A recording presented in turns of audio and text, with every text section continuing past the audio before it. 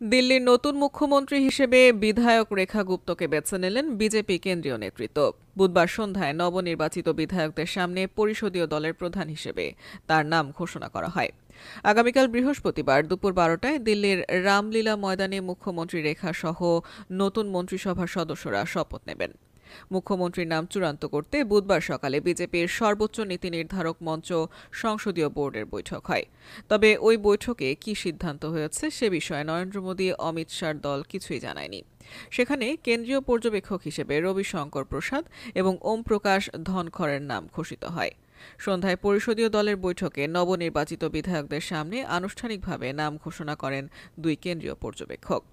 প্রসঙ্গত ২৭ বছর পরে ফের দিল্লির ক্ষমতায় ফিরেছে বিজেপি।